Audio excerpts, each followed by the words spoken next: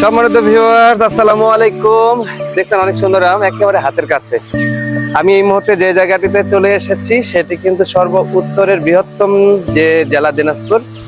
এই দিনাজপুর জেলার মোটামুটি যারা চেনেন এই রাবার ড্যামটি, যেটি এই মুহূর্তে বেশ ভালো কিন্তু পানির একটা ফ্লো রয়েছে।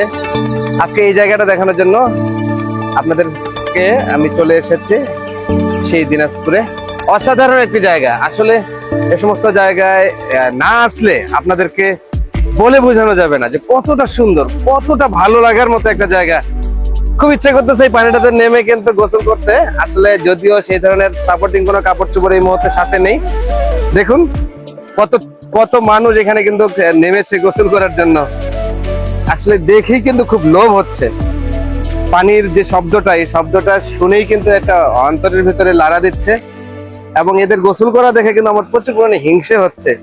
যদিও গোসল করতে ইচ্ছে হলেও উপায় নেই, কেননা এক্সট্রা কোনো কাপড় নিয়ে আসেনি। অসাধারণ পাখির চোখে যদি আপনাদেরকে দেখাই এই জায়গাটি, দেখুন কত সুন্দর। এখানে পাশেই কিন্তু ব্রিজ রয়েছে এবং অনবরত এদিক দিয়ে কন্টিনিউয়াসলি প্রচুর পরিমাণে গাড়ি চলাচল করে। এবং এটি কিন্তু দিনাজপুর ঢাকা হাইওয়ে রোড।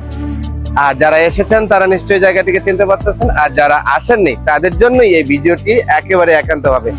ভিডিওটি শেষ পর্যন্ত দেখতে থাকুন। সবার জন্য শুভকামনা। ভালো থাকবেন, সুস্থ থাকবেন। আবারও দেখা হবে কোনো এক ভিডিওতে। আল্লাহ হাফেজ।